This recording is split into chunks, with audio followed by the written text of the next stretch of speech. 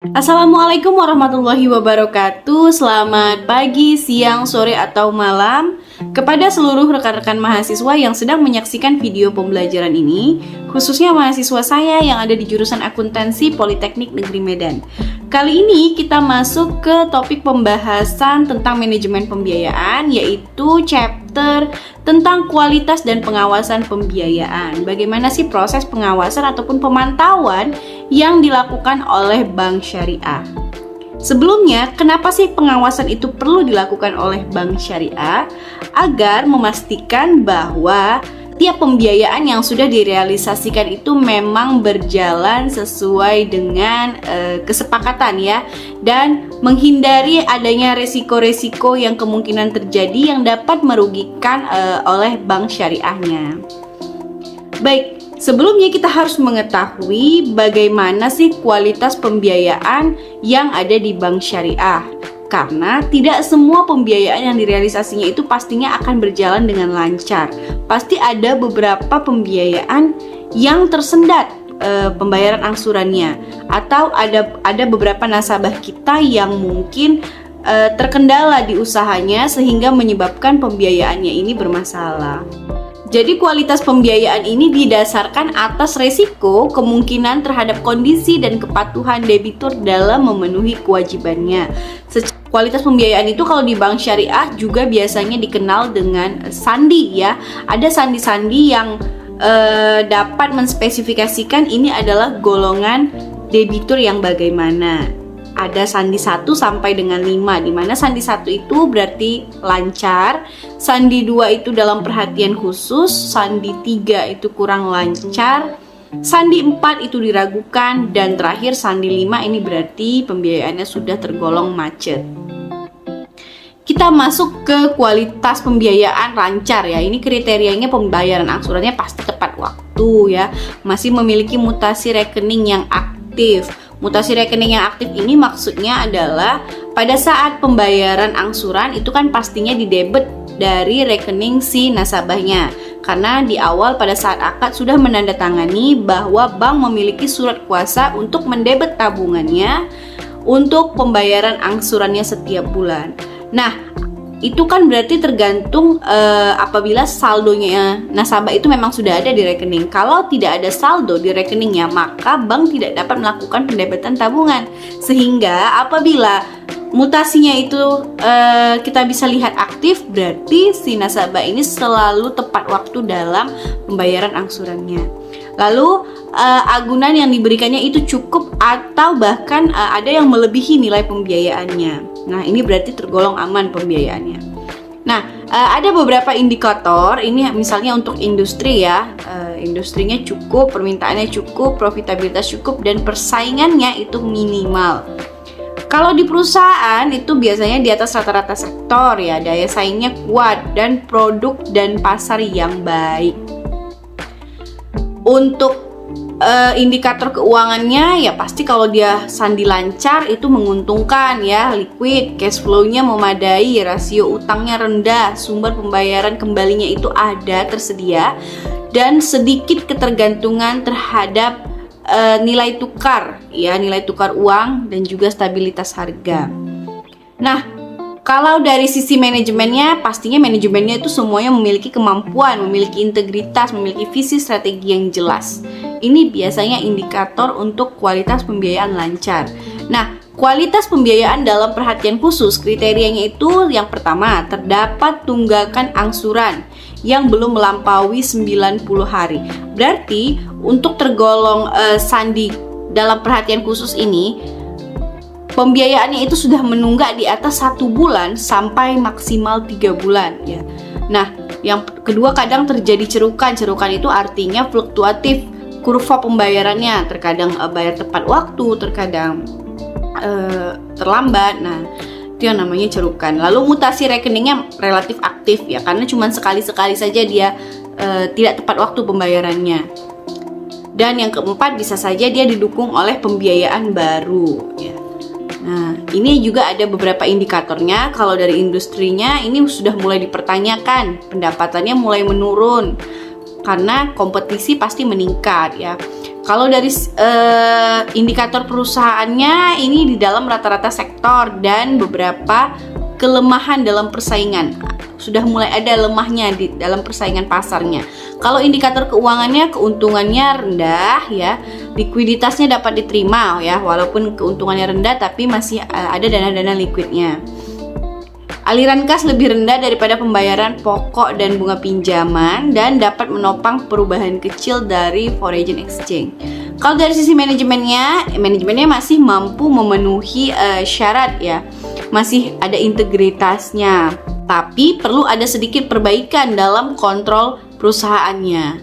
Nah, yang ketiga ada kualitas kurang lancar. Kriterianya yang pertama pasti terdapat tunggakan angsuran yang melampaui 3 bulan. Jadi kalau sudah lewat 3 bulan dia sudah tergolong ke sandi 3 atau kurang lancar. Lalu yang kedua sering terjadi serukan. Nah, ini sudah mulai sering terlambat pembayaran angsurannya.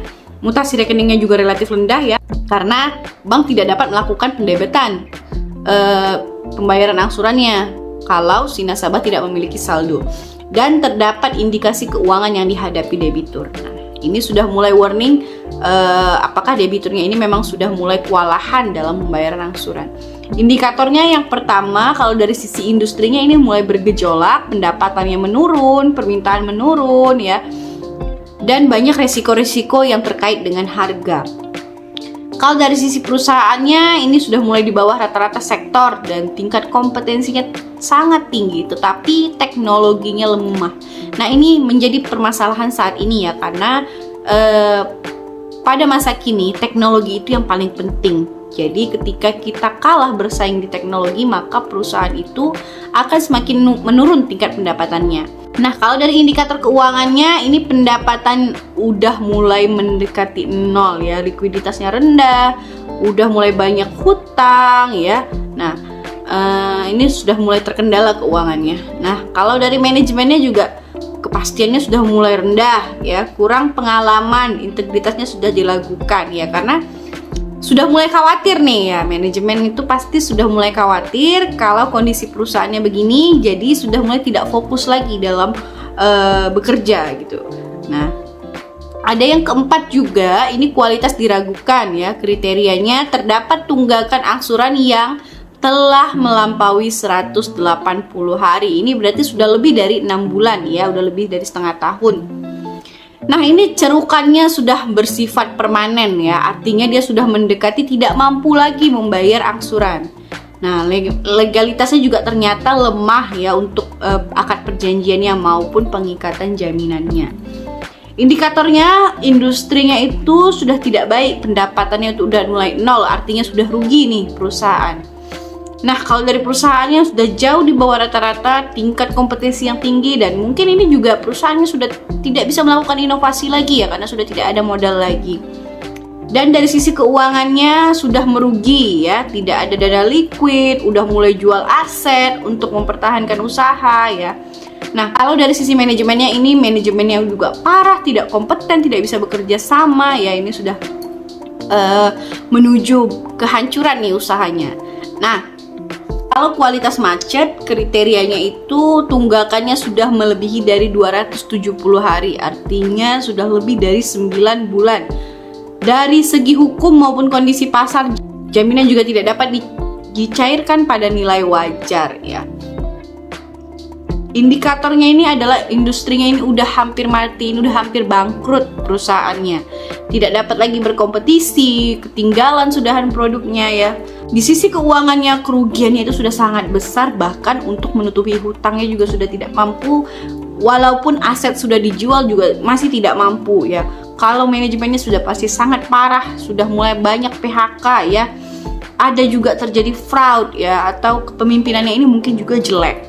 Nah, itulah dia kualitas-kualitas pembiayaan yang ada di bank syariah. Selanjutnya, untuk meminimalisir resiko-resiko terjadinya kerugian di bank syariah, maka perlu adanya pengawasan pembiayaan. Pemantauan pembiayaan itu merupakan rangkaian aktivitas untuk mengetahui dan memonitor perkembangan usaha sejak pembiayaan itu diberikan sampai lunas ya. Jadi ini adalah tanggung jawab dari pihak bank syariahnya sampai pembiayaannya itu jatuh tempo ataupun lunas, itu menjadi tanggung jawab bank syariah untuk mengontrol. Nah, pemantauan pembiayaan oleh bank terhadap nasabah itu dilakukan melalui beberapa kegiatan ya. Ada beberapa kegiatan. Yang pertama, pelaksanaan pemberian pembiayaannya. Nah, perlu ada pengawasan yang detail pada saat memberikan pembiayaan ya. Kelengkapan dokumennya ya. Kelengkapan dokumen dan administrasi pembiayaan ini sangat penting. Jadi jangan mau merealisasikan pembiayaan apabila berkas-berkasnya itu tidak lengkap ya. Nah, yang ketiga ada perkembangan usaha nasabah ya. Kita harus lihat kira-kira bagaimana prospek perkembangan usahanya ini. Yang keempat, peruntukan atau tujuan pembiayaannya harus memang jelas dan memang benar ya. Lalu yang kelima, riwayat pembayarannya. Ini yang paling penting juga. Kita harus lihat apakah dia sebelumnya memang track recordnya baik atau tidak. Yang keenam, ada kinerja keuangannya ya. Kinerja keuangannya ini apakah memang baik ya atau buruk gitu. Itu perlu dinilai. Yang terakhir adalah jaminan. Jaminannya ini memang benar-benar milik si nasabah kah, atau jaminannya ini memang mencukupi dari total nilai pembiayaannya, itu perlu dinilai. Nah, kalau pengawasan pembiayaan berdasarkan waktunya itu ada 3. Yang pertama, pengawasan pembiayaan di muka atau steering control. Ini artinya adalah pada saat nasabah ini belum direalisasikan pembiayaannya, baru masuk berkasnya, sudah perlu kita lakukan pengawasan pembiayaannya. Ini karena biasanya para analis-analis itu akan melakukan survei terlebih dahulu ya. Kalau yang kedua, pengawasan pembiayaan pada waktu proses analisa. Ini harus dilihat keabsahan dokumennya. Apakah kira-kira dokumennya ini memang asli ya atau tidak fiktif gitu. Nah, itu perlu dicek juga karena sekarang ini banyak sekali debitur-debitur yang bandel ya. Yang ketiga itu pengawasan pada saat pembiayaan berjalan. Nah, ini ketika pembiayaannya itu sudah berlangsung misalnya setahun, 2 tahun, itu juga perlu kita lakukan kontrol bahwa apakah usahanya ini masih memang on the track ya, masih memang menghasilkan atau semakin maju gitu. Nah, ini perlu juga untuk diawasi. Jadi secara garis besar tujuan dari pengawasan itu adalah yang pertama, kekayaan bank syariah akan selalu terpantau dan menghindari dari adanya penyelewengan baik dari oknum di luar maupun dari oknum dalam bank. Yang kedua, untuk memastikan ketelitian dan kebenaran data administrasi di bidang pembiayaan. Nah, ini juga paling penting ya, ini di awal soalnya. Yang ketiga, untuk memajukan efisiensi di dalam pengelolaan tata laksana usaha di bidang peminjaman dan sasaran pencapaian yang ditetapkan. Yang keempat, kebijakan manajemen bank syariah akan dapat lebih rapi dan mekanisme prosedur pembiayaan akan lebih dipatuhi. Nah, cara-cara untuk melakukan pengawasan pembiayaan bank syariah itu ada 4 ya. Yang pertama ada pemantauan pembiayaan secara on-desk, pemantauan pembiayaan secara on-site, antisipasi dini, dan annual review. Oke, kita masuk yang pertama, pemantauan secara on-desk ya. On-desk berarti di balik meja ya, hanya di tempat, hanya di kantor kita melakukan pemantauan. Yang pertama itu dengan cara verifikasi dokumen pembiayaan nasabah dalam hal ada atau tidak ada penundaan atas pemenuhan persyaratan ya. Jadi harus diverifikasi bahwa dokumennya sah dan lengkap. Yang kedua, penelitian dan verifikasi atas kekurangan-kekurangan yang ditemukan. Ketiga, identifikasi terhadap masalah-masalah potensial pengadaan kas. Yang keempat, deteksi kecenderungan memburuknya kondisi keuangan nasabah. Ya, misalnya ini ada utang lain yang kira-kira besar nilai-nilainya. Ini kan akan akan berdampak juga terhadap kondisi keuangan nasabah di masa yang akan mendatang. Jadi ini perlu ada warning ya ketika kita menemukan berkas yang seperti ini. Yang terakhir, penilaian terhadap kesediaan nasabah dalam memenuhi kewajibannya ya. Apakah dia memang tanggung jawab, itu perlu kita nilai. Yang kedua, pemantauan secara on-site. Ini artinya kita langsung terjun ke lokasinya. Yang pertama itu ada kunjungan lokasi fisik ya. Nah, ini dilakukan untuk melihat kondisi di lapangan. Kita lihat aspek usahanya, jaminannya, kemajuan proyeknya ya, Nah, ini kita perlu cek secara fisik. Nah, yang kedua threat checking ya. Ini berarti dilakukan untuk melihat kondisi usaha nasabah pembiayaan dengan memanfaatkan informasi yang berasal dari supplier. Jadi kita tanya juga nih supplier yang paling sering berhubungan dengan usahanya si nasabah ini, dari distributor ya, pesaing, asosiasi, nah dan lain sebagainya. Yang ketiga ada credit checking ya. Ini berarti dengan memanfaatkan informasi-informasi yang berkaitan dengan kelancaran hutang piutang, baik untuk fasilitas yang diberikan oleh bank maupun bank lain. Ini biasanya kita bisa dapat dari BI checkingnya.